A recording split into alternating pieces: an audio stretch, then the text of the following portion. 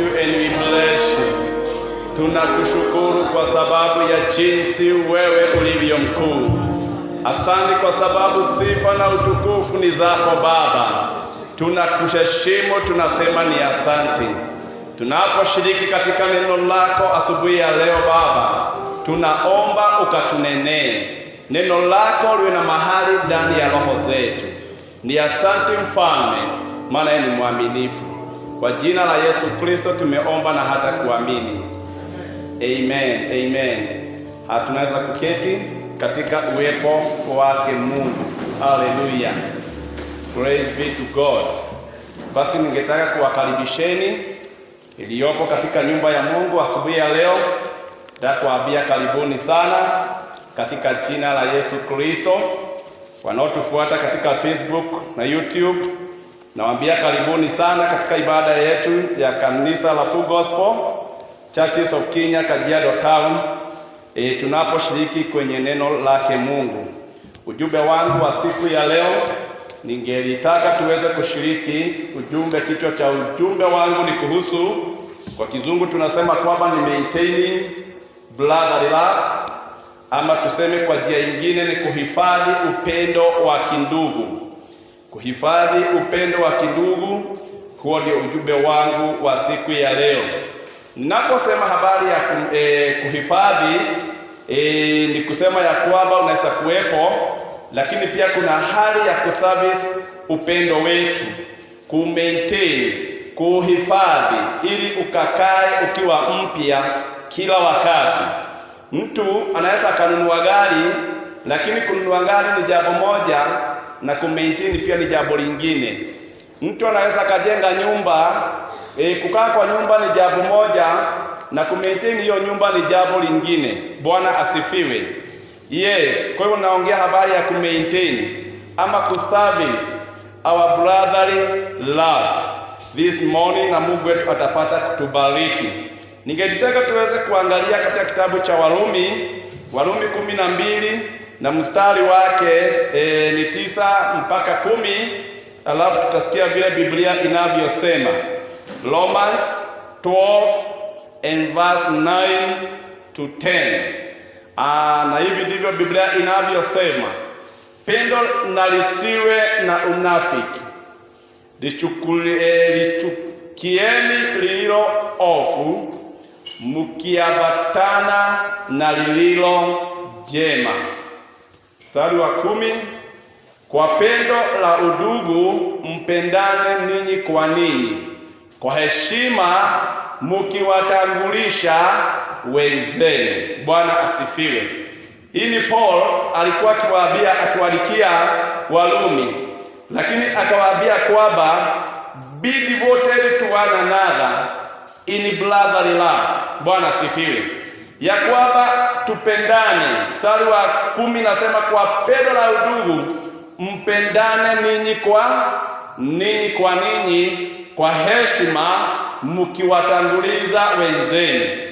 Hiyo 9 nayo inasema hapo 9 mahali tumetangulia hapo, inasema kwamba pendo na lisiwe na unafiki, lishtukieni lililo ofu, mkiambatana na lililo jema. Haleluya. Na hivyo ningetaka kuambia kwamba asubuhi ya leo Mungu wetu ametupenda, na jambo la kwanza ambalo ningetaka kusema ni kwamba love, it is an aspect of God.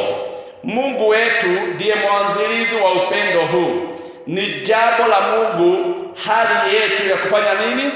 Ya kupendana. Bwana sifiwe. Na kwa hivyo Biblia inasema katika Yohana 3 na mstari wa 16, neno ambalo linajulikana mpaka na watoto wadogo, kwamba kwa jinsi hii Mungu aliupenda nini? Ulimwengu, hata akamtoa mwana wake wa pekee, ili kila amwaminie asipotee, bali awe na nini? Awe na uzima wa milele. Bwana yetu apewe sifa. Leo nataka kusema kwamba it is an aspect of God. Ni jambo la Mungu, ni azimio la Mungu habari ya kupendana, na kukaa katika huo upendo pia ni mapenzi yake Mungu. Bwana yetu apewe sifa. Mungu alitupenda akamtuma Yesu Kristo ili afe kwa sababu yetu. Lakini pamoja na hapo, sisi wenyewe ambao tumeokolewa, we are here to maintain that love. Tuko hapa pia ili tuweze kuendelesha ule upendo ambao Mungu wetu ametupenda naye. Basi ni Biblia inaongelea habari ya ndugu yetu. Unaposoma katika Genesis, hatutasoma Genesis 4 na mstari wake wa 9, hapo kabla hapo kianzia 5, inaongelea habari ya wana wa kwanza wa katika ulimwengu ambao alikuwa ni Kain na ndugu yake ambaye alikuwa Abel. And the Bible says ya kwamba hawa wote tunajua habari hiyo, jinsi walivyokuja kumtolea nini Mungu dhabihu. Na tunaona ya kwamba Biblia inasema ya kwamba Abeli alikuwa mchungaji, alikuwa mtu wa kuchunga, naye ndugu yake alikuwa ni mtu wa shambani. Lakini wakaja mbele za Mungu, they came before God with offering. Lakini pamoja na hapo, walipokuja mbele zake Mungu, Biblia inasema ya kwamba sadaka yake Abeli ilipokeleka vizuri, lakini sadaka yake Kain haikupokeleka vizuri. Na hii ilifanya ya kwamba Kain akasikia amemchukia ndugu yake, yaani ndani yake akasikia kwamba ameghadhabika. Na Biblia inasema kwamba Mungu akamwongelesha, akamwambia Kaini, mbona umekujamana uso? Mbona umekasirika? Iwapo ungekuwa umetenda jema, si hata ungefanya nini? Ungepokeleka. Bwana sifiwe. Lakini pamoja na hapo, Biblia inasema kwamba then Kaini akamwambia nduguye, twende kwenye shambani. Wakatoka nje wakaelekea shambani, na Biblia inasema kwamba Kaini akamuua ndugu yake Abeli kwa sababu ya nini? Ya kughadhabika. Na Biblia inasema kwamba sauti ikamjia, katika mstari wake wa 9, Mungu akamnenea, akamuuliza Kaini, ako wapi nduguyo? Akasema sijui. Na akaongezea zaidi akasema ya kwamba kwani mimi ndiye mwangalizi wa ndugu yangu. Bwana yetu apate kutusaidia. What I want to say is that sisi wenyewe katika upendo huu, we are there to take care of one another. Hallelujah. Taking one another in love, taking care of one another in every need that about tunaweza kuwa nazo. Bwana yetu apewe sifa. And that is one way of maintaining our brotherly love, upendo wetu wa kidugu. Hallelujah. Taking care of one another. Kaini akamuuliza Mungu, kwani mimi ni mwangalizi wa ndugu yangu? Lakini pamoja na hapo, we are fair that sisi ndio waangalizi wa ndugu zetu. If we find one is not coming to the church, through that wrath we got them. Tunawaambia habari ya nini? Habari ya mapenzi ya Mungu kuwa katika ibada. Na hivi nataka kusema ya kwamba jambo la kwanza ni kwamba we are there to take care of our brothers. Hallelujah. In that, na Biblia inasema kwamba akasema ndio mahali ambapo tumesoma ilikuwa inasema kwamba be devoted to one another. Jipeane, jitoe kwa mmoja na nini na mwingine in brotherly love. Bwana yetu apewe sifa.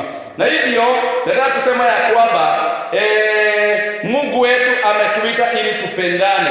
If you read from the book of John 13 and verse 34 to 35, what does the Bible says?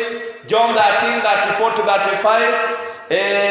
Biblia inasema hivi, amri mpya nawapa, mpendane kama vile nilivyowapenda ninyi, nanyi mpendane vivyo hivyo. Tuendelee. Hivyo watu wote watatambua ya kuwa ninyi mmekuwa wanafunzi wangu, mkiwa na upendo ninyi kwa ninyi. Bwana yetu apewe sifa.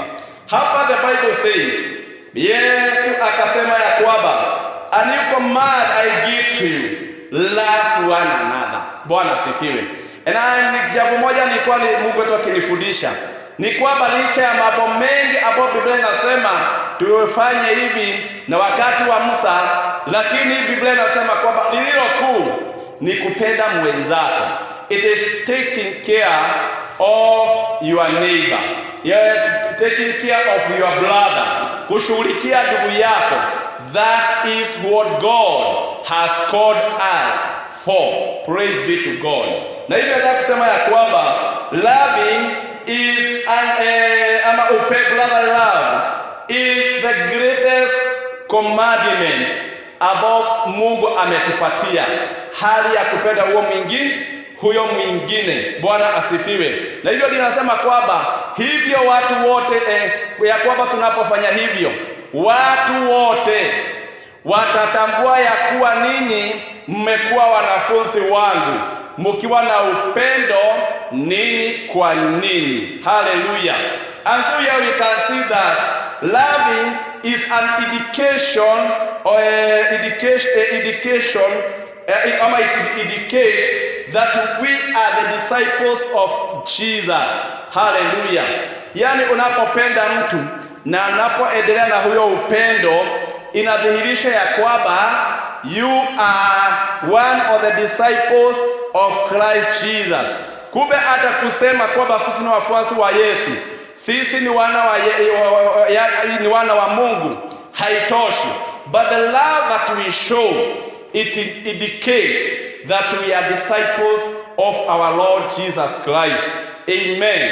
Tumewahi saidia mtu katika hali tu, tukasaidia mtu alikuwa mgonjwa na upendo na kumtembelea, and through that it happened that baada ya hapo alipata kuona ya kwamba kuna upendo ambao si wa kawaida, and he later came back to the house of God. Bwana asifiwe. And so that is one way of showing that we are disciples of our Lord Jesus Christ. Tukisoma katika kitabu cha Proverbs 24, we can see another thing.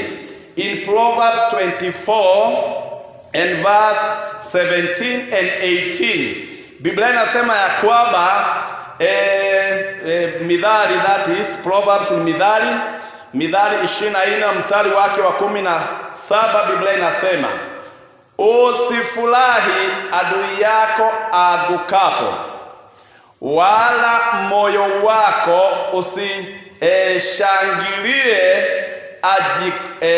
ajikwapo. Bwana asifiwe. Biblia inasema kwamba tusifurahie. Do not rejoice when your enemies falls.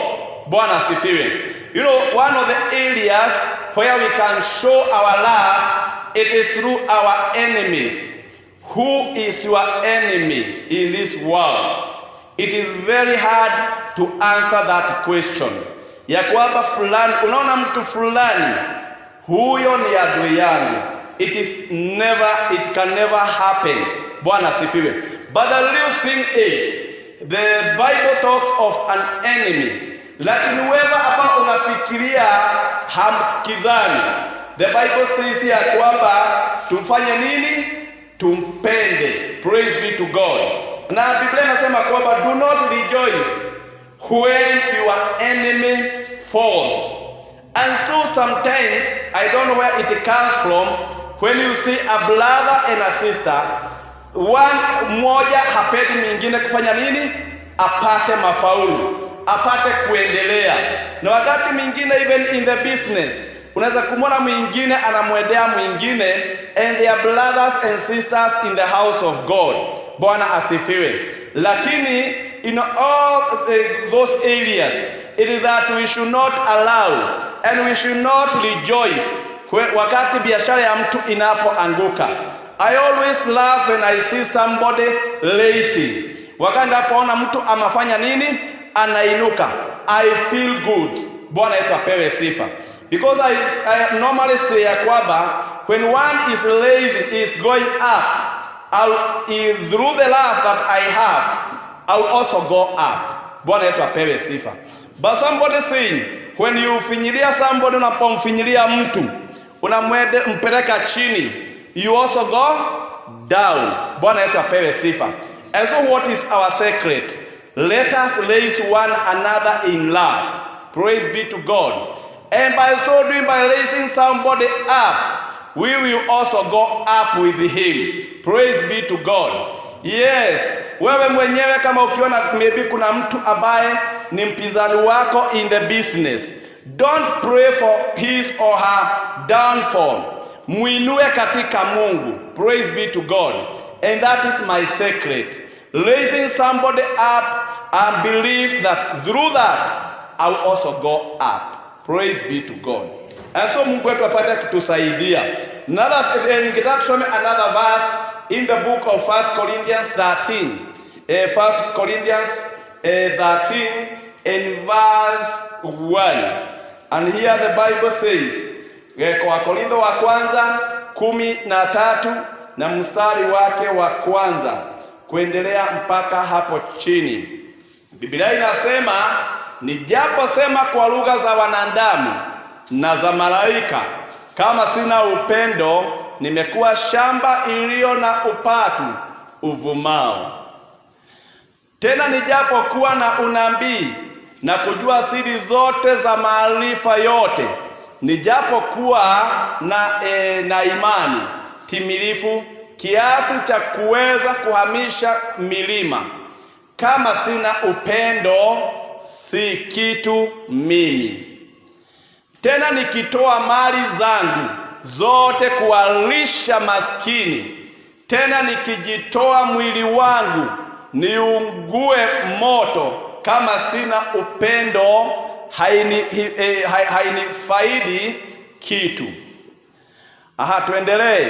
Inasema kwamba tena upendo huvumilia, hufadhili, upendo hauhusudu, upendo hautakabari, haujivuni, haukosi kuwa na adabu, hautafuti mambo yote, hauoni uchungu, hauhesabu mabaya, haufurahi udhalimu, bali hufurahi pamoja na kweli. Bwana asifiwe. Wacha tufikishe hapo. Biblia inaongelea habari ya mambo hayo yote. Tunapoanzia hapo hapo 3. Biblia inasema kwamba nikitoa mali yangu, hebu tuende mstari wake wa 4. Biblia inasema kwamba upendo huvumilia, hufadhili, upendo hausudi, upendo hautakabari, haujivuni. Praise be to God. Yani mambo hayo yote ambayo inatajwa mahali hapo, inasema ya kwamba ukiwa na upendo hauoni mabaya. Praise be to God. Hauoni mabaya. Na kuambia, nikawa sasa wakati mmoja nifikiria kwamba habari ya mke wangu, niache kuona udhaifu wake na niache nianze kuongelelea udhaifu wake. Inadhihirisha ya kwamba upendo wangu kwake haumo. Bwana yatusaidie. I can remember somebody ambao walikuwa wanawana na walikuwa wameshukuma na walikuwa wameendelea, lakini ikafika mahali fulani ndugu akasema ya kwamba nasikia upendo haupo. Tukamuuliza ndugu, kwa nini hautaki? Akasema kwamba mimi nasikia upendo umeondoka kabisa. Alipoanza kuangalia, akamuona udhaifu wake wote, akaona mambo yake yote, akaona ya kwamba huyu hanifai. Maana alianza kuona nini? The weaknesses. Praise be to God. Lakini with the love we only see the strength. Bwana asifiwe. Ukiwa unapenda mtu, hauoni mabaya yake yote, hauoni kuongea kwake sana, hauoni tabia zake zikiwa baya. Kwa nini? Kwa sababu upendo ugaliko unafunikia mambo yote. Bwana yetu apewe sifa. And so I want to say, hapo mwanzo Biblia inasema kwamba if I speak with the tongues of men, niongee na dimi, niongee na sauti hata kama za malaika, lakini akasema kwamba kama sina upendo ni bure. Bwana yetu atusaidie. Do you love your brother? Do you love your sister? How good is your relationship? Kuna wakati mwingine unaona ndugu, unasikia kwamba unachukia yeye. Anza kumpenda. Bwana yetu apewe sifa. My secret ni kupenda mtu. Nikaona mtu ako na udhaifu mwingi, nikaona mtu yani kila wakati nasikia ananiumiza. I just feel good ninapompenda tu. Nisipomuonyesha mabaya, nimuonyeshe mazuri. Later ninaona kwamba tunafanya nini? Tunarudi kupatana, twende kuwa kwa pamoja. Bwana yetu apewe sifa. Hivi nataka kusema ya kwamba if you love somebody, you will not see his or her weaknesses. Bwana yetu apewe sifa. Maana upendo unafunikia mambo hayo yote. Kuna neno ambalo linasema ya kwamba sijui kama ni tusome katika kitabu cha First Peter 4. Ambayo inaongea namna gani? Petro wa kwanza 4 na mstari wake wa 8, Biblia inasema ya kwamba zaidi ya yote iweni na juhudi nyingi katika kupendana. Nasema ya kwamba tuwe na juhudi, yani tuwe na juhudi katika kupendana, kwa sababu upendo husitiri wingi wa dhambi. Bwana wetu apewe sifa. Unapokuwa na upendo kwa mtu, hautaona mabaya yake, hautaona mambo mengi ambayo maybe unaiona kama ni makosa, because the love iko juu ya mambo yote, imefunikia mambo yote. Nataka kusema ya kwamba upendo unafunikia, pamoja na hayo inafunikia all the weaknesses. Bwana yetu apewe sifa. And through that we can maintain our what? Our brotherly love. Bwana yetu apewe sifa. Na hivyo nisema ya kwamba mambo ambayo nilikuwa nikiyataja ni haya. Ya kwamba jambo la kwanza tumeongelea. Tukasema kwamba love, our brotherly love is the greatest commandment. Upendo ndio azimio la Mungu na ni mapenzi yake. Na tukasema ya kwamba upendo ndio kuu zake. Na hapa Biblia inasema ya kwamba yani it is the greatest commandment ambao tumepewa. Na tunasema ya kwamba loving is an indication we are the disciples of Jesus Christ. Amen. Hii inaonyesha kwamba sisi ni wanafunzi wa Yesu. Another point is that love covers multitude of sin. Amen. Inafunikia mambo yote, hata kama ikionekana mambo mengi. Tumekwenda mahali watu wanasema kwamba mtu ni mbaya, huyu ni mbaya. Yani unaona kwamba watu wanatu ubaya. And they could speak of ubaya. Yani lakini tunaulizana ya kwamba kuna jambo nzuri ambao anaweza kuwa amefanya. Na watu wanakuja wanasikia wanasema kwamba na ni kweli katika hali zote haikosi nini? Hakosi mazuri. And I could tell those people, let us build on his good things. Bwana sifiwe. Yani unajua kuna wakati watu wanaweza kuona ya kwamba like now we have our reverend ambaye amekuja na maono ya miladi, si ndivyo? For many days hatuna miladi, si ndivyo? But I'm telling you, ukiingiwa na shetani na umchukie, hautaona uzuri wowote ambao uko ndani yake. Utaanza kuona tu unatupa tu mchale ukiona mabaya. But when you love somebody, you will build on good things. Praise be to God. Na hiyo nataka kusema ya kwamba jambo la mwisho ningetaka kusema kwamba love unites all. Hallelujah. Yamini upendo unafanyaga tuungane, inatuunganisha. Hallelujah. Kwa hivyo in love we are able to join together and to continue in everything. Praise be to God. And I know that God is going to help us. Maana katika upendo hautaona mabaya. I'm telling you, ukanichukia, you always mean nikiwa mbaya without anything good. But if you love me, you'll be able to separate the good area na ile mambo ambayo sio nini? sio mazuri. Bwana asifiwe. And you'll be able even to love me. Praise be to God. Na nisema ya kwamba let us love one another. Praise be to God. Because even if we speak with the tongues, Biblia ilikuwa ikiniambia kwamba ni kama nini ya ruzuku. Ya Kiswahili ilikuwa sema ruzuku. Ruzuku ni bronze. Ni kama kelele ya chuma ya ruzuku ambayo inagongana tu, inakuwa ni kama tu kelele, ni kama kelele tu hata mbele zake Mungu. If I don't have love, praise be to God.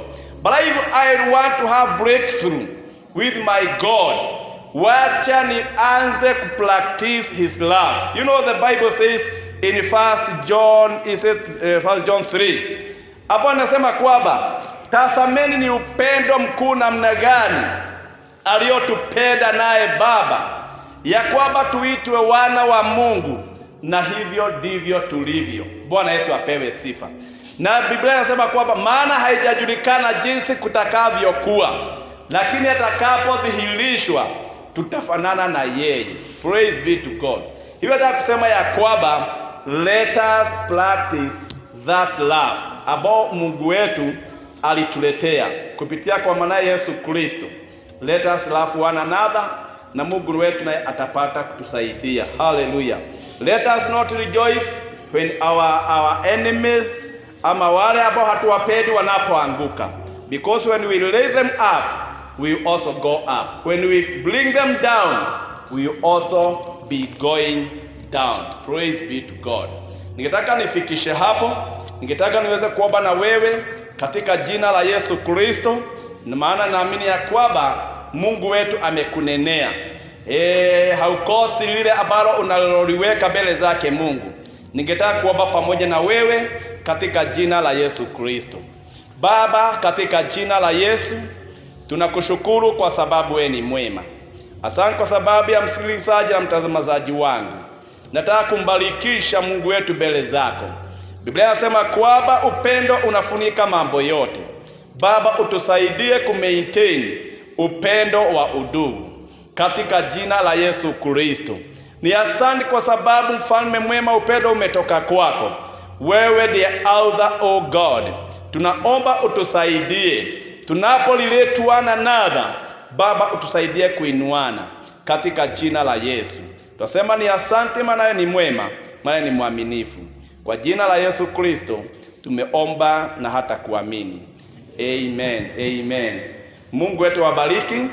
Asanteni kwa sababu ya kulisikiliza neno lake Mungu. Mungu awe pamoja na nyinyi. Asanteni.